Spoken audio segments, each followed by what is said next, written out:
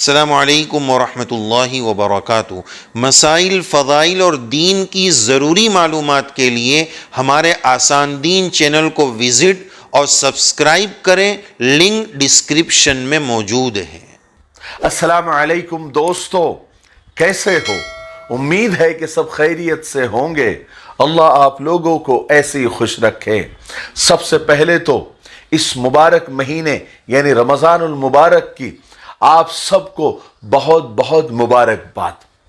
آج کا پہلا روزہ ہے، اس لیے میں نے آج صبح ہی ویڈیو بنانا شروع کر دیا، کیونکہ ظہر کے بعد اگر میں ویڈیو بناؤں گا تو شاید آواز اتنا صاف نہیں آئے گا، اور چونکہ رمضان ہے اس لیے ویڈیو بنانے کا وقت بھی اب بدل گیا ہے۔ روزانہ رات میں ہمارے کبھی 8 بجے، کبھی 8:30 بجے، یا بہت لیٹ ہو گیا تو 9 بجے ویڈیو اپلوڈ ہوتے تھے، لیکن اب انشاءاللہ میں یہ کوشش کروں گا رمضان میں کہ ظہر کے بعد 2 بجے، 2:30 بجے، یا بہت لیٹ ہو گیا تو 3 بجے تک انشاءاللہ یہ ویڈیو روزانہ کے ہمارے اپلوڈ ہو جائیں گے۔ تو آپ بجائے رات میں دیکھنے کے ظہر کے بعد دیکھنے کا معمول بنائیں، ٹھیک ہے؟ اور میں آپ کو یہ بتانا چاہتا ہوں اپنی بات شروع کرتے ہوئے کہ رمضان کا یہ مہینہ صبر کا ہے، مشقت کا ہے، اور مشقت پر صبر کرنے کا ہے۔ دیکھیے نا، جو کام ہم سال بھر خوب کھا پی کر ہمیں کرنے ہوتے ہیں، اچانک ان کو خالی پیٹ کرنا ہوتا ہے۔ چاہے نوکری ہو، چاہے بزنس ہو، چاہے تہاڑی ہو، چاہے مزدوری ہو، سب بنا پانی کے ایک قطرہ پیے سب کرنا ہوتا ہے۔ کام کم نہیں ہوتے، بلکہ کام رمضان میں اور بڑھ جاتے ہیں۔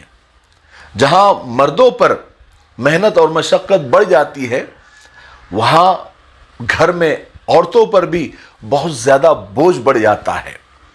عورتوں کی محنت اور مشقت بھی آسمان سے باتیں کرنے لگ جاتی ہے۔ تعریف کے 2 جملے کہہ دینے سے عورت اپنی ساری تھکاوٹ بھول کر پھر سے جی اٹھتی ہے، یہ بات آپ یاد رکھیں۔ دیکھیے، عورتوں کے کام بہت بڑھ جاتے ہیں رمضان کے مہینے میں۔ عورتوں کی محنت کچھ اس طرح بڑھ جاتی ہے کہ عورت رات میں کبھی بھی سحری میں سب سے پہلے اسے جاگنا ہوتا ہے، اور وہ جاگتی بھی ہے، اور پھر اٹھ کر سب گھر والوں کے لیے نمازیں وغیرہ، تہجد وغیرہ پڑھ کر سب گھر والوں کے لیے وہ سحری تیار کرتی ہے، اور سب سے اخیر میں سحری کھاتی ہے۔ اور روزہ رکھنے کے باوجود اگر بچے چھوٹے ہیں تو دوپہر میں ان کے لیے بھی کھانا بناتی ہے اور ان کو بھی کھانا کھلاتی ہے۔ پھر ظہر کے بعد سے ہی، یا بہت لیٹ ہو گیا تو 3 بجے کے بعد سے ہی افطاری تک اپنے خاندان والوں کے لیے، وہ اپنے گھر والوں کے لیے افطاری تیار کرنے میں لگ جاتی ہے، کھانا بنانے میں لگ جاتی ہے، کچن میں مصروف ہو جاتی ہے۔ چاہے چاول ہو، پالک ہو، گوشت ہو، چٹنی ہو، بریانی ہو، دالچا ہو، کباب ہو، وغیرہ وغیرہ، ساری چیزیں تیاری کرنے میں وہ لگ جاتی ہے۔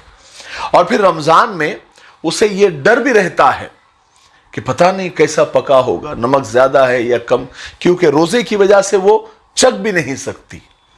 پھر گھر میں ساس سسر کے لیے الگ چیزیں بناتی ہے، جن کو پرہیز ہوتا ہے ان کے لیے الگ چیزیں بنانی پڑتی ہے، بچوں کی فرمائش الگ ہوتی ہے، اور بیمار بھی اگر گھر میں ہو تو ان کے لیے الگ سے کھانا بنانا پڑتا ہے۔ اور پھر ان ساری چیزوں کے ساتھ ساتھ افطاری سے پہلے تک شوہر کے غصے، ساس سسر کے تانے، اور گھر والوں کی چڑچڑاہٹ، وہ ساری چیزیں اسے جھیلنا پڑتی ہے، اور اذان سے پہلے ہی دسترخوان لگا دینا پڑتا ہے۔ یہ روزے سے زیادہ اس پر فرض ہوتا ہے، چاہے اسے روزہ ہو یا نہ ہو کسی مجبوری کی وجہ سے، لیکن اس پر یہ سارے کام فرض ہوتے ہیں۔ اب سوچئے، تعریف کے 2 جملے تو دور کی بات، 8-10 روٹیاں کھانے کے بعد، ایک ٹھنڈا گلاس شربت یا روح افزا پینے کے بعد، اور دانت میں کاڑی کرتے ہوئے اور ڈکار لیتے ہوئے گھر والے یہ کہتے ہیں ذرا نمک کم تھا، ٹھنڈا اتنا خاص نہیں تھا، थोड़ा तेज ज्यादा हो गया था। हाय, सोचिए तो सही, ये कितनी बेमुरव्वती की बात है।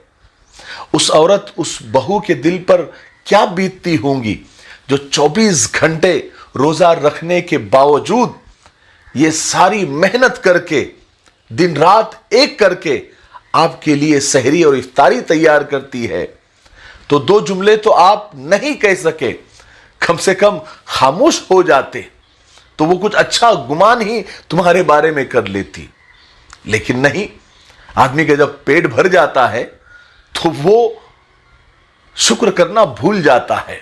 कई घरों में तो बहू चुपके से किसी कमरे में इफ्तारी कर लेती है, फिर तरावी पढ़कर लोग घर में आते हैं, फिर सब लोगों के लिए चाय हो, मेवा हो या कुछ और चीजें हो जिसको खाने का घर वालों को शौक होता है, तरावी के बाद वो उसकी तैयारी करती है। और सब हो जाने के बाद फिर उसकी साइकिल चलती रहती है, फिर से वो सहरी में सबसे पहले जागती है। और अगर खुदा ना खास्ता एक आध बार अगर वो रात में न जाग सकी या सहरी लेट हो गई तो सारे खानदान का नजला वो बेचारी उस औरत पर गिरता है, जो सारा दिन आपके लिए काम करती रहती है। इस रमजान के महीने में आप सबसे दरखास्त है कि घर की सारी औरतें, चाहे वो मां हो, बीवी हो, बेटी हो, बहन हो या कोई और रिश्तेदार हो, उनकी मेहनत को अप्रिशिएट करें, उनका लाजमी ख्याल रखें। आखिर वो औरत भी तो हमारी तरह ही एक इंसान है। मैंने रमजान के शुरू में ही और पहले रोजे से ही आप सबकी तवज्जो इसकी तरफ मबजूल की है, यानी औरतों की मेहनत की तरफ आपकी तवज्जो दिलाई है।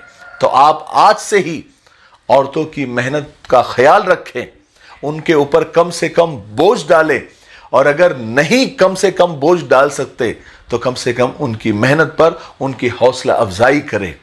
दो तारीफ के जुमले तो आप कहे ही कहें, अगर न कह सके तो बुरा न कहे, आपका खामोश रहने से भी उसकी हिम्मत बढ़ जाएगी। लेकिन थोड़े से होठ हिला देने से क्या फर्क पड़ता है, हमारा कुछ नहीं जाता, लेकिन वो बेचारी फिर से जी उठती है, उसके अंदर एक नई एनर्जी आ जाती है और फिर दूसरे दिन और बेहतर करने की वो कोशिश करती है। चूंकि ये महीना, इसमें नेकियों का भाव बढ़ जाता है। एक फर्ज 70 फर्ज के बराबर हो जाता है और एक नफिल फर्ज के बराबर हो जाती है। इसलिए किसी के साथ हुस्न सुलूक करने से उसका भी भाव बढ़ जाता है, वो भी कई गुना उसकी नेकियां मिलना शुरू हो जाती है। इसलिए आप घर की औरतों की इज्जत करें, उनसे मोहब्बत में इजाफा करें और उनकी हौसला अफजाई करें और उनकी हर चीज का ख्याल रखें। ठीक है, हम बाहर तो बहुत ख्याल रखते हैं, गरीबों का ख्याल रखते हैं, बेवाओं का ख्याल रखते हैं, सदका ज़कात खैरात देते हैं, लेकिन घर की औरतों को अक्सर हम भूल जाते हैं। इसलिए मैंने पहले रोजे को ही आपकी तवज्जो उस तरफ दिलाई है कि आप इस तरफ भी ध्यान दें, अपने घर में ध्यान दें। ठीक है, मुझे उम्मीद है कि मेरी आज की बातों से आपको बहुत कुछ सीखने को मिला होगा।